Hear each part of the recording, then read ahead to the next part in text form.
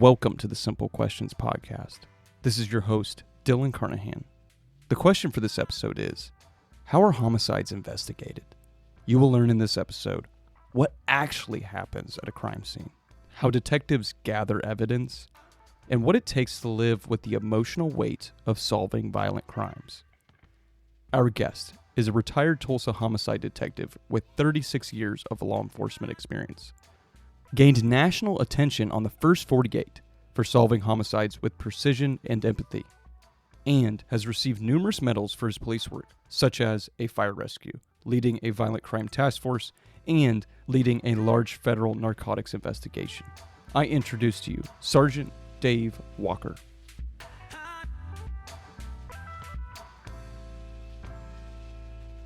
I am very young. So young, in fact, that this memory is a little hazy. And I'm sitting by my nightlight in my room reading a book from the series Hank the Cowdog, which, if you're not familiar, it's a children's book series about a dog who lives on a farm and solves mysteries. I think this is kind of the earliest memory I have of being exposed to, someone solving mysteries or being as close as a detective as I can reflect on. So that's one of my earliest memories. It's one of my earliest memories of reading as well by myself. So, Dave, I'm curious, how did you become a detective, and how did you get introduced to that? Well, I would like to say that I started a long time ago with saying I want to be a cop. And there's people that say I'm going to be a homicide cop. I want to be a detective. Now, that wasn't my goal. My goal was to play sports. That's where I was at. Eventually, the coach says, go see the JV coach, and you understand that that's not going to be your livelihood. Everybody had to go to college in my family. So I went to college. Uh, didn't still not know what I was going to do. I partied a lot. I did those things that college kids do, and I understood that I didn't have a lot of money, and I didn't want to be drunk and stupid the rest of my life, and poor would be one of those things I couldn't stand. So I had to get a job, and my degree was criminal justice. So from there, Tulsa Police Department was on the tarmac of the grounds, and they had a booth up there. And I said, "Well, what do you pay?" And they said, "Well, we pay this much when you start out." And I said, "Well, where do I go to sign up?"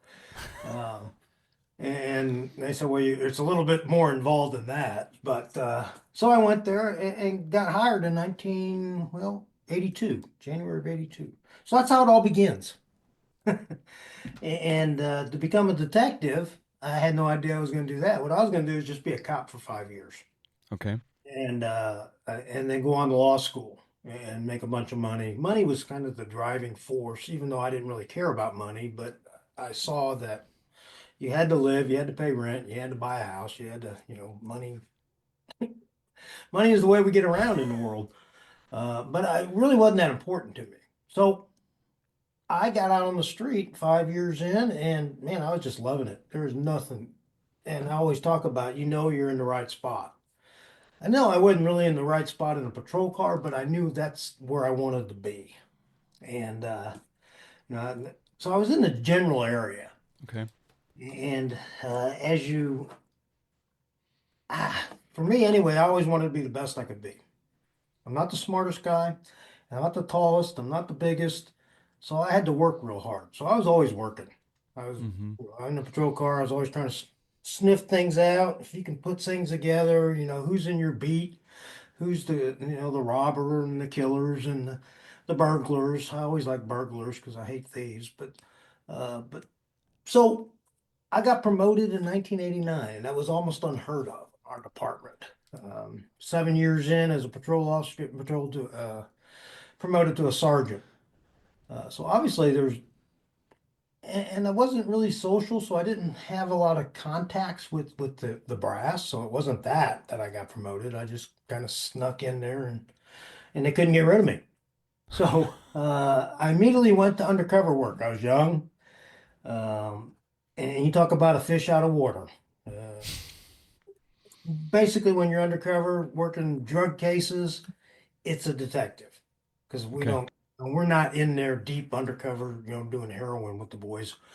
Uh, So we just worked informant, you type search warrants and all that kind of thing. And I did that for 10 years. I ran a squad for 10 Oh years. And, wow.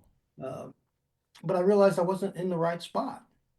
In those years, if I got a lot of freedom to do things. I was on the SWAT team when I was there, and so a lot of that fun stuff that people want to do. You want to be undercover. You want to be on the SWAT team.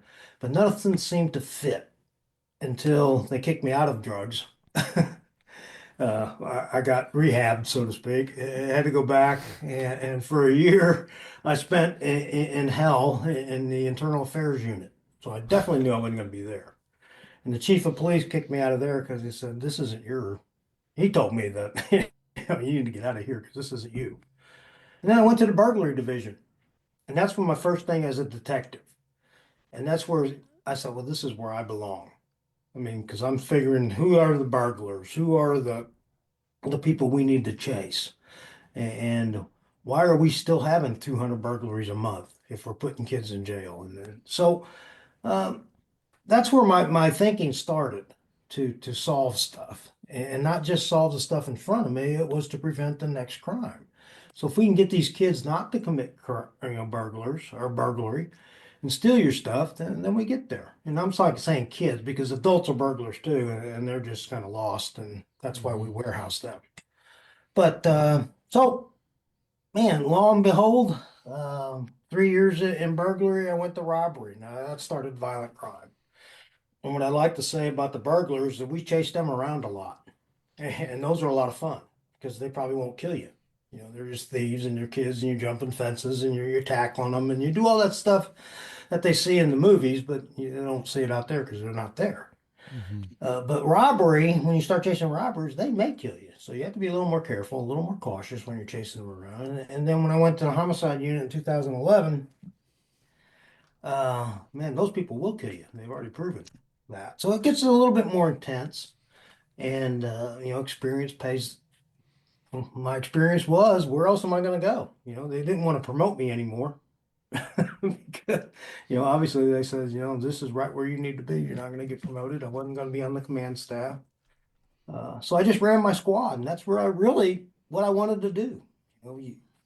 I looked at, for those that are older, Combat was one of those TV shows that I had that Hmm. watched, and the sergeant was the one I always liked because he was always in the mix, and he ran the show. The lieutenant was kind of in charge, but he was kind of always clean. Sergeant was dirty, and so that's where I wanted to be. My dad was a sergeant, so that's where I was. So that's how I became a detective, and I guess got on your radar somehow. Dave, there's a lot of interesting things. One thing I want to point out, just generally speaking, taking a step back from our conversation, which is if for those of you that are listeners or have just maybe popped in for an episode or two, I think always the introductory story that everyone tells is that it's typically a very nonlinear path, typically very nonlinear, and so I just always find that that's an interesting commonality amongst most people. And I want to get into something you referenced quite a bit, which was a fit. Can you elaborate on, I guess, what was telling you something wasn't a good fit, or what it felt like once you did get that fit? Uh, the fit comes from, I think, your conscience. I mean, I always like to be a rule follower. I didn't always follow the rules, but when I was breaking the rules, I knew it. When I was a Mm-hmm. kid, if you argue with the referee on a basketball court, that didn't make me feel good, but boy, did I. It wasn't my fault that I didn't make that shot. Somebody had to harm. So I was always that way. And once I realized, probably my sophomore year in high school, that, it's not the referee's fault. It's not the umpire's fault. The only person really responsible for you is you. And then I knew I had it. But there's always places that you do, as you grow up, you start your crimes or your indiscretions start costing more. And every time I was doing something, me personally, and I believe everybody has that conscious, that back head saying, man, this is not the right spot for you. So that's what I'm referencing to. I mean, I still did a good job. I still got awards. I still, but me personally, it just didn't feel like I was doing the best I could do until I walked into, I always like to tell the story of recovering a digital camera from a commercial burglary. And the woman 20 years later says, I remember you because that was the only camera we had our wedding pictures on, and you recovered that for us, and we gave it back. And she remembers that 20 years down the road. I don't remember I mean, I kind of remember the case, but I don't remember Uh-huh. her. And that's when you know you're in the right spot. You're feeling good about yourself. And you can, that feeling gets out to other people. Mm. When you're feeling good about yourself and you're walking around, then they say, well, what do you got? And I say, I mean, I'm just doing the right thing at the right time. Dave, I appreciate you sharing that because that insight, that's helpful for anybody wherever they're at. So I just like to dig into that a little bit because I know some people may have the feeling that you're describing, right? And maybe they're not totally sure what to do, or maybe they are feel like they're in the right spot. And so I always think that that's a good thing to talk about. So I appreciate you sharing those insights. I had another question before we get into some of the investigation oriented things, which is the structure of things. You mentioned you being a part of a squad. What's the I hate to be so businesslike, but organizational hierarchy, if you will, of that. Well, I'm glad you asked that question because that's one of the leadership uh, topics that I broach a little bit is because any organization, our police department is about, I don't know, 800 sworn officers, so Okay. about 1,200 total people when you talk records clerks and that sort of thing. But there's a chief that's over everything, and then we have three deputy chiefs that are then kind of over, investigations and patrol, and then the civilians, and then that goes down to there. So in detective division, there's a major.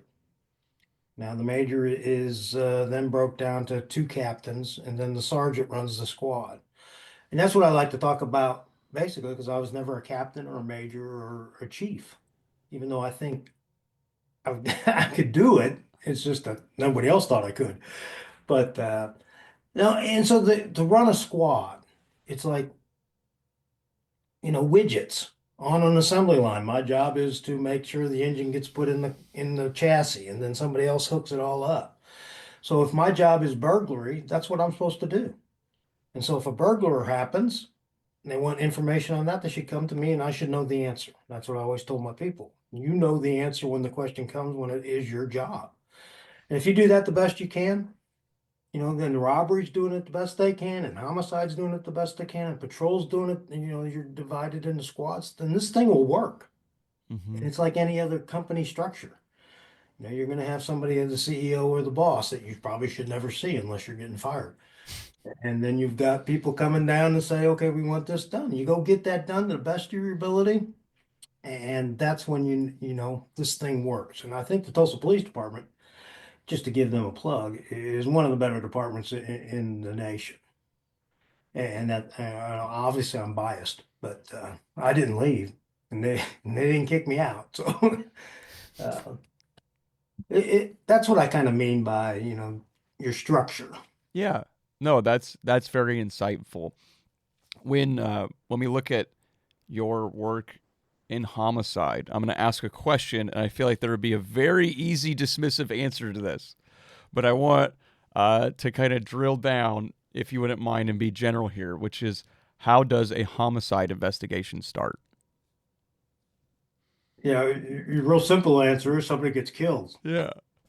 But there's so much that goes into that, and that is what I'm talking about, the structure of it. And I like to use it as a baseball term. My team was of 10, 11 people. And so I was the manager of that team. Um, I always gave the edit that we are here to prevent the next murder, not just solve the one we got, but prevent it. So the actual murder investigation starts well before a body drops, so to speak. Mm-hmm. Uh, then we already have, and I'll give you an example of that. We had a 14-year-old girl shot and killed in a robbery attempt of their SU all-terrain vehicles.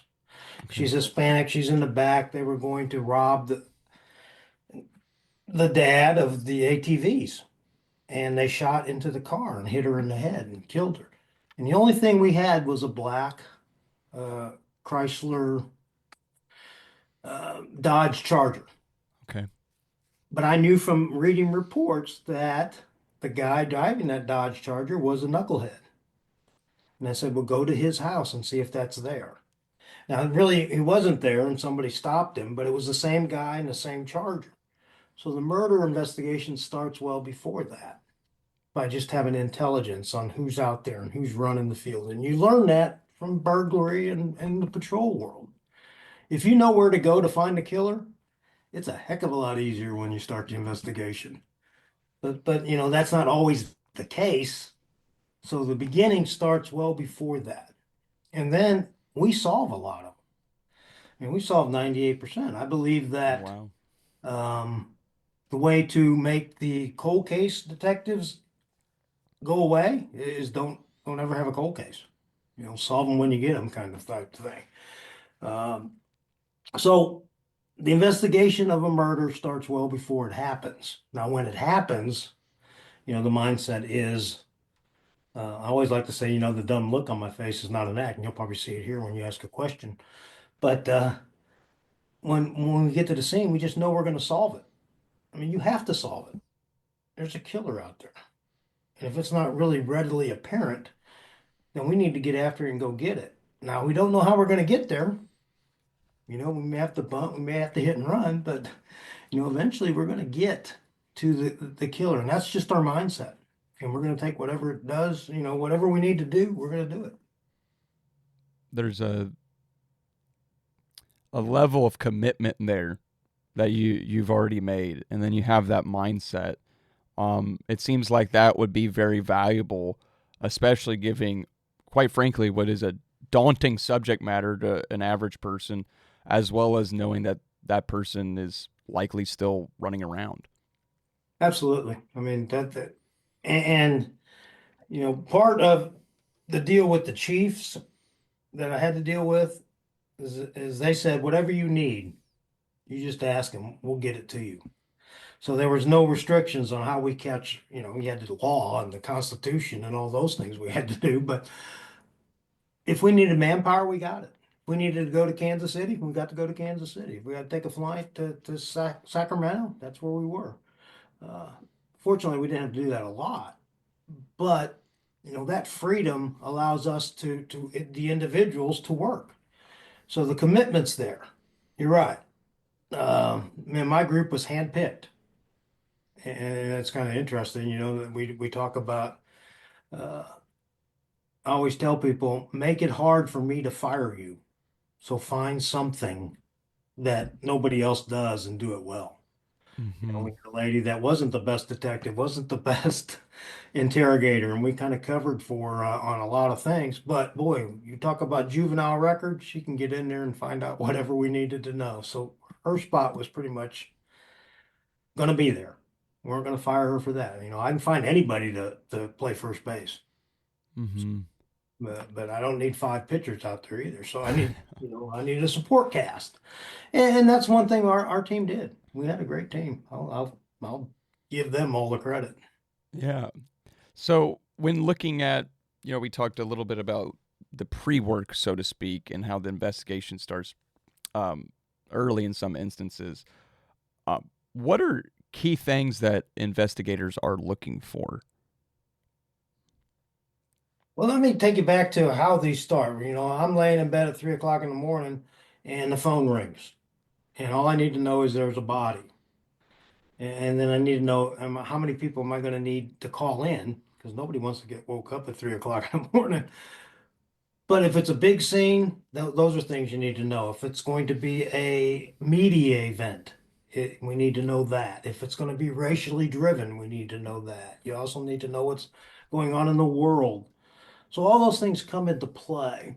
Uh, and then when we get to the scene, man, you start as you're driving. Let me try to take you to it. As I'm driving to the scene, I'm thinking about what can I do? What do I have to do? You know, you already know there's bodies here. If it's 3 o'clock in the morning, it's a Hispanic female. Um, that's all you know. What's a Hispanic female doing out at 3 o'clock in the morning? Well, what are other females doing out at 3 o'clock in the morning? They're probably going to a bar or something along those lines. So you look at the location and you drive to the location and you start looking for bars. Those things you start looking to solve it before you even get there. So you start assuming things. And then when you get to the scene, it could be totally wrong, but you haven't wasted anything. You know, if you're totally wrong, you just pivot and you move on. Could be the husband, you know, and that's pretty simple that way. But if it's a real whodunit, you start looking at, you know, man, have we seen this before? Is it going to be gang related? Is it shot with a 25, which is very unusual? And we've had those. There's a shot with an AK-47. That's unusual. But we've had those. You know, is it 50 rounds at the scene? Is it only one? So all that tells us something, you know, Mm-hmm. and it tells us, you know, the intimacy of your victim. So initially you start looking at things and you start assuming things. And I know they say you're not supposed to assume anything, and that's when I teach classes. I say assume something and then get after it. If you're wrong, you haven't wasted all day. You know, you're wrong. You just pivot and you move on to where you're right.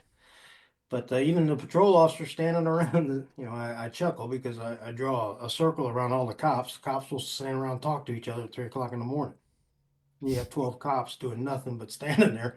And I always circle that and say, well, what are they doing? You know, are they repairing the water line down the street? People standing and one person working. I said, well, get after it and do something, solve it. We don't care who solves the crime. We don't.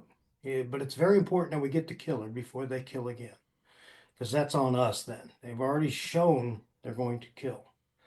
Now it's your job, our job, to go catch them. When it can just continue on this story, will if you will, this walkthrough, right? So you get woken up, you're in transit, you're thinking based upon the information you do have, kind of picking out what you might look into once you get there. You get there again, you're whether reaffirming what you were speculating or maybe completely dismissing it. What kind of things happen on that scene, and how does everyone interact with one another? Yeah. The way we worked is we didn't have to worry about collecting the evidence. We had an evidence team that did that. So when we get there, it should be pretty well taped off Okay. with that yellow magical crime scene tape. I mean, we got yelled at and rocks thrown at us and everything, but somehow they just will not breach that yellow tape. So maybe we need to put that around the border so people won't come across it. But it's an interesting, you know, dilemma or I don't know what we call it, but it's the yellow tape goes up, people stay back. So we see that, and then it's not the duh, you're going under the yellow tape. I get to go under because I'm the guy.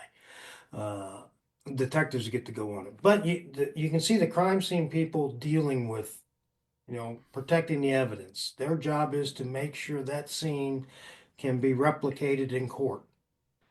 And they really get mad at us, the investigators, because we walk around it.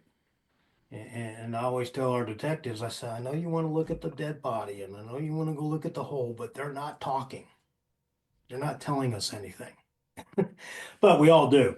And so the crime scene guys are yelling at us, man, get out of there. What are you doing here? And then we got people that chew tobacco and they spit tobacco. So we have to be disciplined in that scene because we don't want to screw that up because you never know what they touched, they being the suspect. Mm-hmm. So they're collecting that. And if we see things we want, great. But then when I talked about the cops standing around talking, I say, look outside the scene. There's evidence out there. They had to they left, right? So they're not here. So let's look outside the tape. If they're inside the tape, this would be pretty simple. So, you know, and then that goes on, and you got to get the body ID'd, and you have to understand, and the people don't understand this, and cops don't understand it, is we don't get to touch the body. Most states, the medical examiner is the only one that can touch the body and like get a wallet out. So there could be times Oh, I don't know who this is. So when you say touch the body, you're even referencing, as simple as looking at someone's pocket per se. Correct. We don't get to do that. Interesting. Now, well, I always say if there's a reason for us, we'll do it. But if it's just curiosity, we better not. You better have a doggone good reason why you're broaching that law that says. So we never really did. And I'll give you an example. The same thing I'm talking about, the Hispanic female with a cell phone in her hand. Well, she's dead in the car. And she's got the cell phone in her hand. So what do we want? Because she might have been talking to somebody. We want to know that, right? Well, you have to wait. The medical examiner needs to get woke up, go to the medical examiner office, get the medical examiner van, and come out and do your medical examining thing. That takes time. But there's other things we can do. And so, video is a big part of what we do. Find the places that have cameras. Go wake those people up. Go break into their houses and say, hey, we're going to look at your video. We do it nicer than that. But, so there's things that we do as routinely because we know that solves the crime.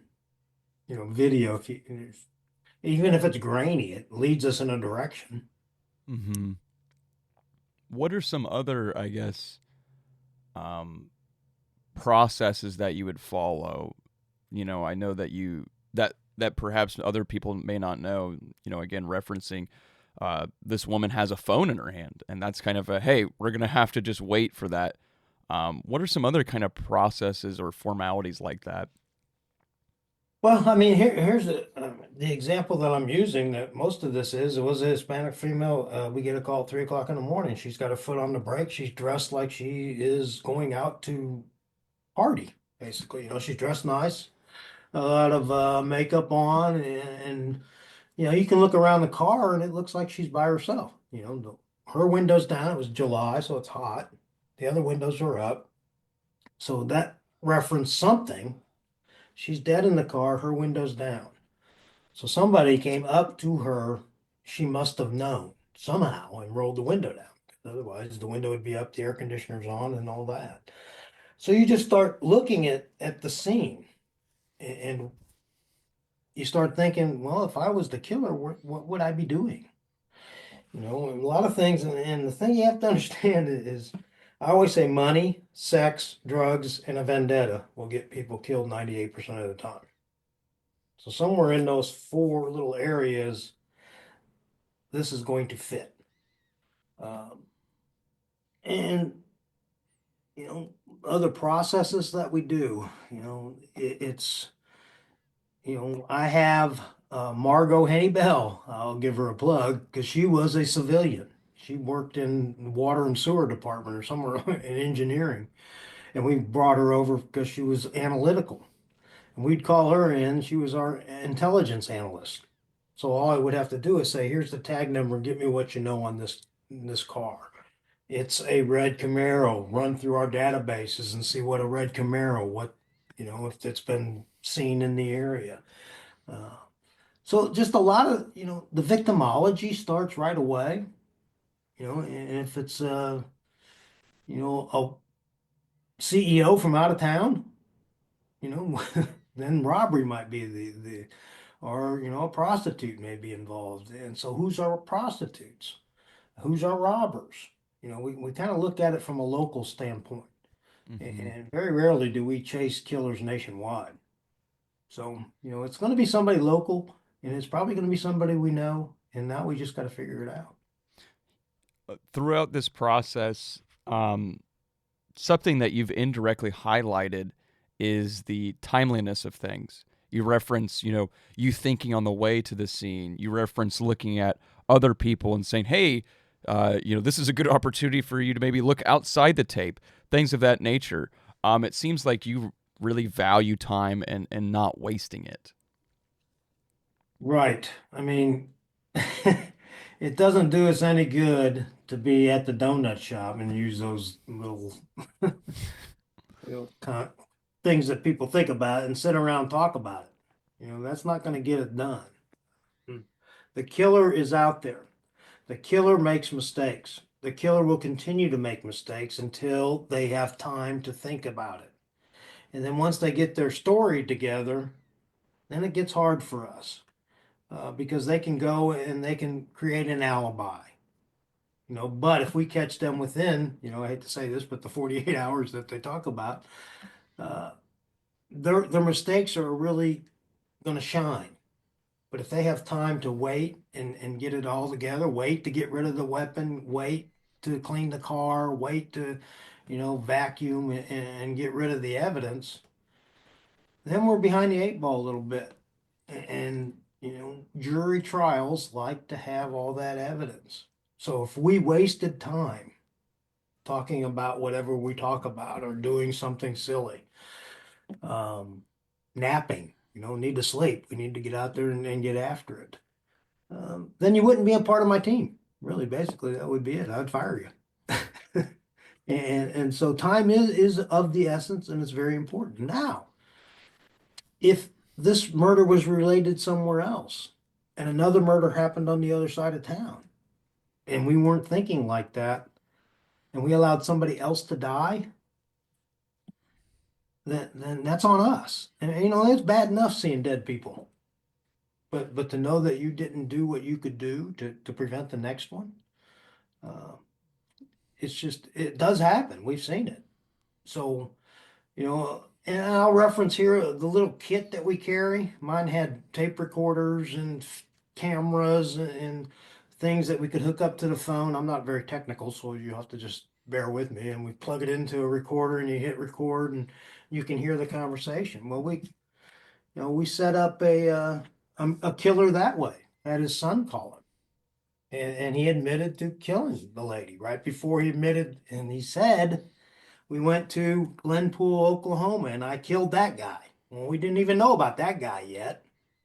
So, but you have to record that for evidence. Otherwise, then it's hearsay evidence, and you don't get that in. So, all that is what you have to know about the law and who can touch the body and what you can present legally to a court of law, because that's where it's all going.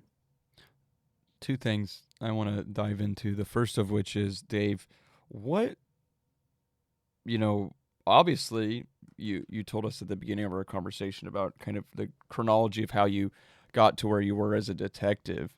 And so I know it's been some time, but you have to think of the vast majority of people that are going to be listening to this have never seen a dead body. They've never, this is something that maybe would have been much like me reading Hank the Cowdog or watching the TV series Dexter, is kind of some entertainment, fantasized version of thing, or dramatized version. So what's the psychological impact of, for years, having to maybe wake up in the middle of the night and rush to see, a young woman or, another person that maybe is a similar profile to a relative of yours that's been slain? What's that like? Oh, I mean that it still stays with you. I mean, and that's why people go into war, have this PTSD. You're in war only for 18 months or it's 9 months or whatever, because you're subject to all that hyper sensitivity. And in police work in 36 years, yeah, it affects you. And if you're a caring person, which you have to be a caring person to get on my team, because if you don't care, you're not going to do these things. It hurts. But I say this, to say that um, I cry alone. And you go to the scene and you see a baby, you see a kid, you see an adult, an older man that with one leg that his house got broke into and the person killed him. For God's sakes, that shouldn't happen. It's just, it doesn't matter where in town it happens, it just shouldn't happen. People should not do those things to people. But the lead homicide guy can't go out to the media crying and bawling, because that doesn't give you a lot of assurance we're going to do what we need to do. So what I would always do, if you're spiritual, that's fine. And I take a little bit of time and go away, say a quick prayer. If I gotta cry, then I cry then by myself, and then go back and gather yourself and you go to work. And so you put that behind you. Now, does it stay with you forever? I can't watch Dexter now. It kind of just there's no need for me to watch it. So some of that stuff can hit, and just make you go back into those times where we've already lived it and we've gotten past it. And if a cop that's retired says they don't go back and visit that, I think they're not being really when we talked about self-critiquing, you're not being really honest with yourself, because I can't help it. Man, I go back there, I cry still. Um, I'm just a real sensitive type person. But Yeah. boy, put me in a room with a killer, and no, that's not going to happen. I mean, Yeah. What what advice do you have for, you know, I think that's a very valuable thing to share. What you've shared is extremely valuable. I guess what advice do you have to maybe other people within, the profession that you had or just in general, that maybe have had to that are exposed to those things? the advice to the people that are exposed, lean on somebody. I mean, my wife had to, I mean, that was a growing process, really, because she was, when the SWAT team would get called out, she would try to get my uniform all ready and going. We'd be bumping into each other, and it was just said, well, just get out of the way or go to sleep, do something. I got getting dressed. I can do that. She just wanted to help. Uh, and then she had to understand that when I got back after 28 hours of being out there chasing a killer, she wanted to know, well, what happened? So I don't really want to live it again. So give me a chance to decompress. So the advice to people is lean on somebody. I think cop groups are now becoming a lot better psychological. We have peer to peer. You've got chaplains. It's okay if you're not. I know that's one of them things. But back in the 80s, the 70s, that was the Vietnam era. Those were the cops that came out of Vietnam, and they were a different breed. I mean, really, World War II. They're different people. You see a lot, and you go through it. And now we're different. Cops today. My kids are cops. I like to say I failed two of them because they're cops, and the other one's not. But must have loved him more. But it's okay to say, hey, I'm having a little hard time here and I need some help. But there's ways to get around it too. I mean, there is psychological gymnastics that cops can do. And talking about it's one of the things. You brought it up. Not many people do. But I always said from the very beginning, if somebody's talked about that, you know, do you ever cry? Well, yeah. We have to. Otherwise, we're robots, and robots don't solve 98% of the murders. Yeah. No, I really appreciate you, allowing us to kind of hear about that and give us a peek into that world. I think that's, something again that's valuable to know and to kind of humanize things.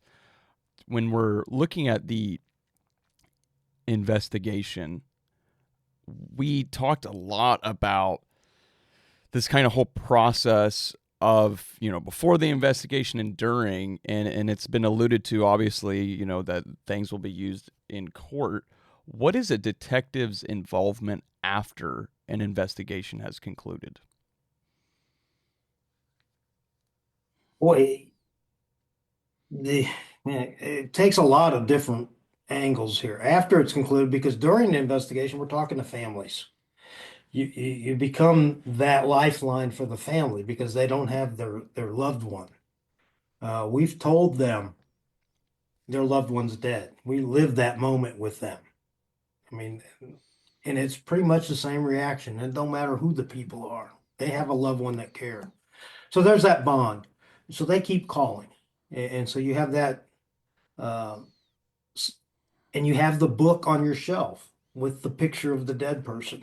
So that's a constant reminder when we're there that we're never done. These cases are still evolving even after the conviction. There could be an appeal. There could be people that you talk to in the street that you develop for informational purposes. So if you're always nice to somebody, that's going to help. After the investigation is over, though, no, unfortunately, they're on to the next one. And it's kind of like sports. Yeah, you got it. You went 3 for 3 today, but you're 0 for 2 now, and we need a hit. So what have you done lately type of things. And there's a TV show out there after the first 48 kind of puts people in perspective of the prosecutors and the victim witness people that are just heroes in this deal. So everybody cares enough to keep it with them. So it stays with us, is the best I can say. I don't know exactly what our involvement is because, if somebody had a question about it, that's where we'd go, to the detective. Yeah. As far as the legal proceedings, um, what is your involvement with that outside of maybe the initial collection of evidence or like um, interviews and things of that nature? Well, as far as getting ready to go to court, Yeah, what's going on there? uh, well, from the very beginning, you're going to have to answer what you do. I mean, some of my reports have been 368 pages long, so I'm already published, so to speak. Uh, so everything you do, you're going to have to recreate and end up answering to. Uh, so in the interview of a suspect, I always put in place. One thing I did do when I came in is say, anytime we're dealing with a suspect, they will be on video camera and it'll be recorded. Because there will be no way are they going to be able to say that we did this to them or we did that to them or we forced them to talk. There's no way we're going to do that. Yeah. Ours will be above board and it'll always be there where we can look at it. And that's one of the things knowing going in that cops have tried to cheat years and years down the road. That's why we have the Supreme Court. That's why we can't strip people naked and beat them. That's been tried. And the Supreme Court says you don't get to do that. Not that we would do it anyway, but it's been done. Cops have done some silly things. So if we're always on tape, it won't happen. So everything that we do is to go to court. And we have to have also the mindset in all these things is what is the defense attorney going to attack?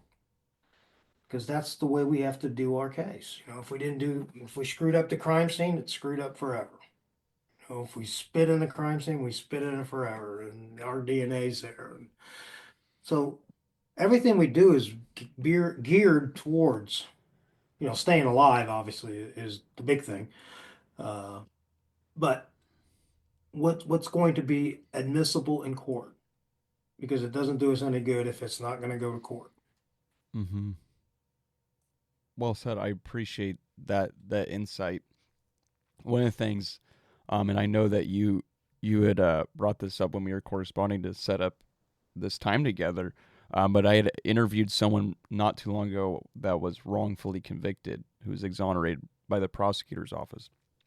Um, so I was curious, given I have some time with you, what is your opinion on wrongful convictions? Like, how could that happen? I guess. I don't like wrong convictions. I shudder at the, I think I listened to your last podcast, the exoneration, and 20 years or 19 years, 362 days and 4 minutes or whatever he had. He had it down. That's wrong. They're wrong. Um, I- if I don't know how it can happen, except there was a time where we need to get the killer off the street. And for some reason you got promoted if you had a good clearance rate. And people doesn't have that thing in the back of their head saying, well, this is wrong. You know, if you investigate this, and I'll give you a good example. I thought this one guy absolutely did it. I didn't like him. He was a schmuck. He was lying. Uh, and we had him in the interrogation room, and I'm watching it from the other room because I'm not really the initial investigator. And they said they being the other detective saying, hey, it's not him. I said, oh, bullshit. I don't know if I can say that, but uh, that's him. You mean to tell me it's not him? And we proved it wasn't because you just got to do the work. If it's not there, it's not there. If you want somebody to be the killer and they didn't do it, there's ways to prove it didn't happen. I don't care how much you want to. You go after it a different way. I'll give you a couple examples later. But as far as a false confession, it happens. I've seen it. Um, we we could pull a Susie on us. Susie was in the room. We had a quadruple killing, four women tied up and Wow. killed, shot in the head, and she wanted to confess to it, and she did. But some of the things she was saying was like, it just doesn't make sense. And so we had to prove that she didn't do it, but she went to jail for it, and that would go to court, her. But all the other stuff that we gathered to find the killer would say it's not her. So I don't know how it can happen, except people get really focused. And I do know there's some interrogation techniques that have been disproven now that will get people to falsely confess to things they didn't do. And you have to work to avoid all that. I would feel terrible if I put somebody in prison forever and they didn't do it. Your guy alluded to the real killer's still out there if we get it wrong. And I will stake my reputation on the fact that we don't have that in my time. It just didn't. And even when we released Susie, it would have been easy to say, this one's over.